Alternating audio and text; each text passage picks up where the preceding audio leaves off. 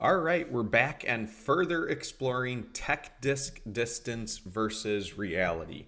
So, for my first video on this topic, I wasn't terribly happy with the amount of content I was able to cover. I tried to test a lot of different things in a really short video. And I don't think I did the greatest job of diving into the details of it. And I feel like a lot of you guys pointed that out in the comments. You wanted more data, you wanted more information on it. So we're going to further explore a bunch of the different aspects from that video in a series of videos on tech disc distance versus reality. The first one of those we're going to look into today is with a rock. So we're going to look into if the TechDisc destroyer can act as a rock, and by changing the flight numbers inside the simulator that are inputted for the destroyer at first to the flight numbers for a rock, can we get an accurate representation of what a rock would fly like? In order to do this, we're going to take and make 30 throws in the simulator with the TechDisc set at the rock's flight numbers. And then we're also going to take 30 throws out in the field with an actual rock. And we're going to compare the two of them. So I'm going to go ahead and get this loaded up and we'll play through it. All right, and here comes our first throw, both inside the simulator and out in the field.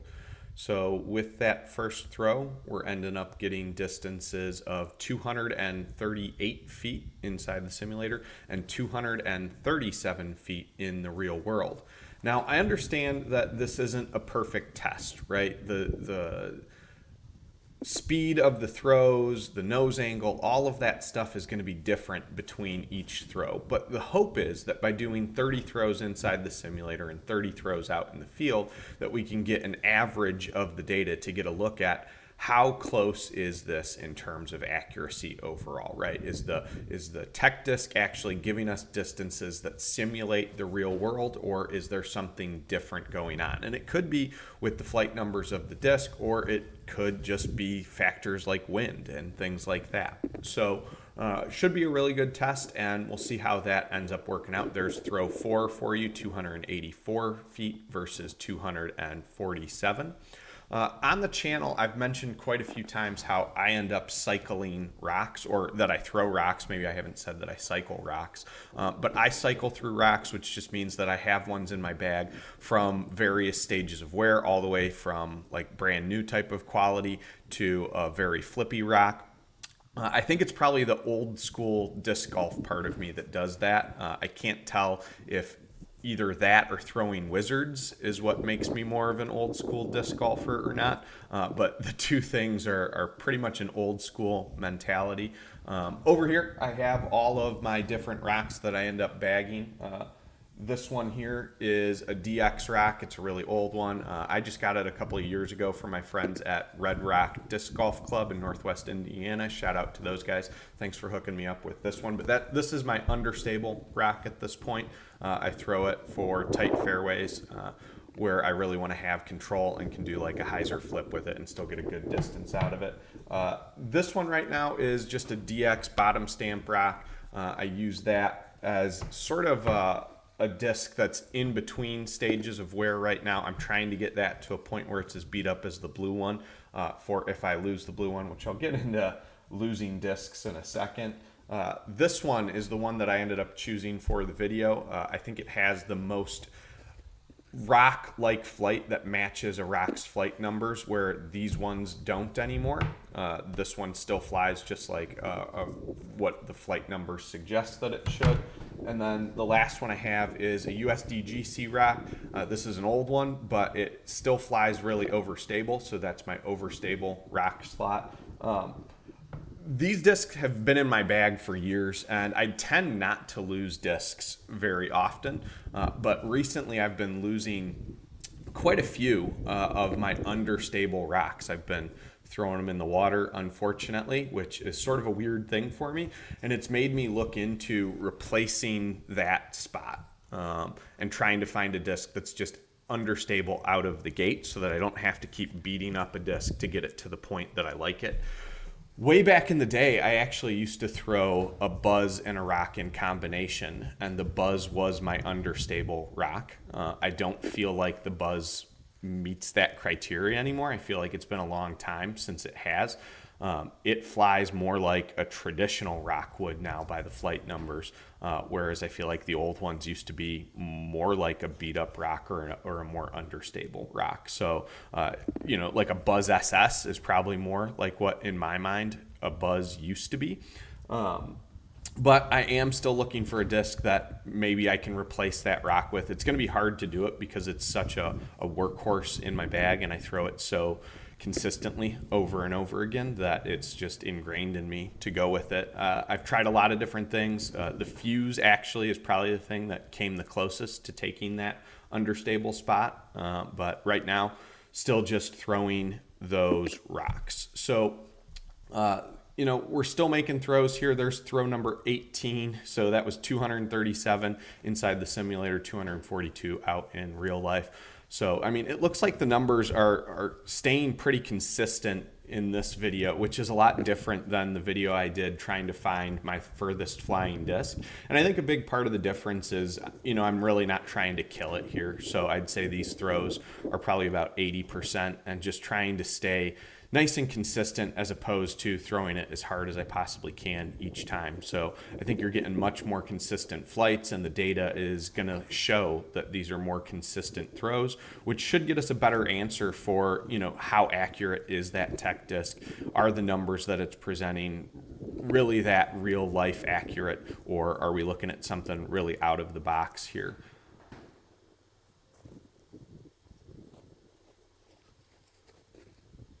All right, and there we go with throw 22. That one went 142 in the simulator and 242 in real life.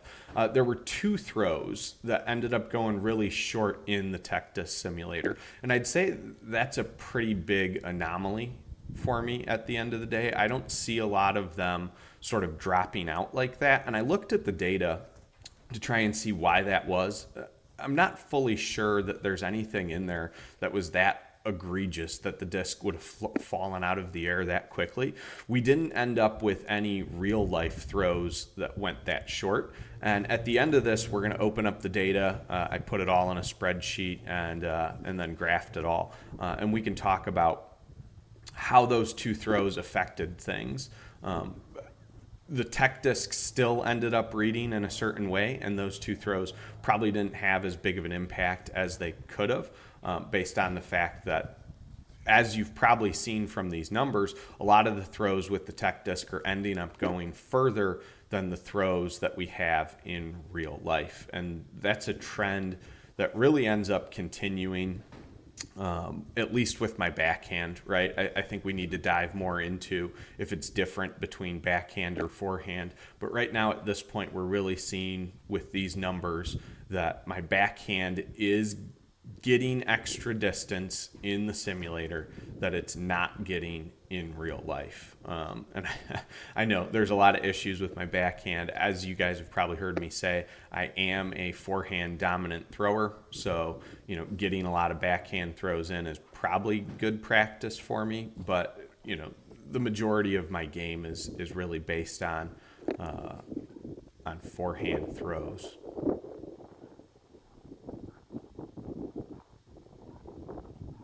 All right, so there's the 29th throw there, 277 inside the simulator, 261 in the real life. So it looks like we've gotten a really good data set at this point. We have a lot of information. I'm exhausted from throwing that disc that many times. So let's go ahead and jump into the numbers for this thing. All right, so here you have it. This is all 30 of the throws, and there's actually one extra one that I'll show you guys at the end, just sort of to simulate things further. A lot of information here, I understand that, but you have the tech disc information for each one of the throws. So I included speed, spin, launch, nose, hyzer, wobble. You can pause it on this if you really want to and dive into the information, because it seemed like a lot of you guys wanted to see the details. Like I said, these throws ended up being pretty consistent. The distance is listed here. And then I also have the real throw, which again, for the real throws, we don't have things like speed, spin, launch, and nose angle, but these are the distances of each one of the real throws that we made as well. And then over here on the right-hand side, I took and summarized all of this. So the average for my real throws was 235 feet with a max distance of 268. So I would say that's pretty accurate for the way that I generally end up throwing my rocks. The TechDisc simulations, the average throw ended up being 250 feet with a maximum of 285 feet. So we see that both the average and the max ended up being higher in the TechDisc simulator.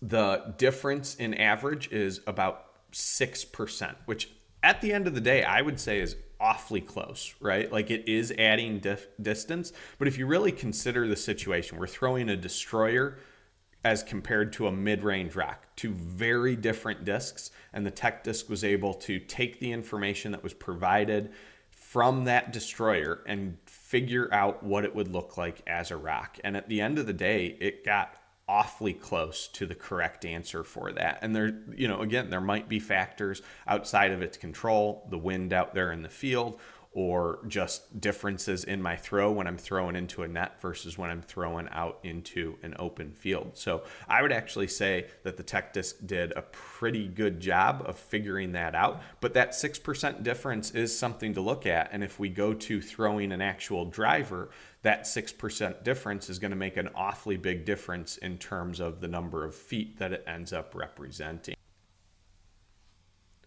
All right, so here we go. With our chart, you'll notice that we have the real world throws in yellow and the TechDisc simulations in blue. So we have each throw mapped 1 to 30. We also have an average line across for each one of them.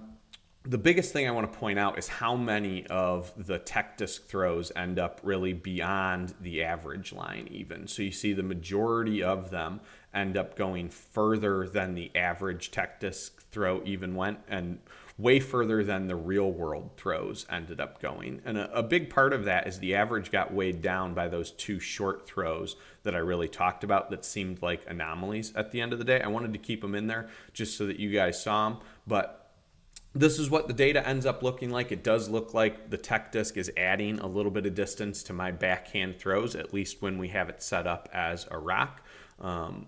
Let me know what you guys think. Thanks for watching.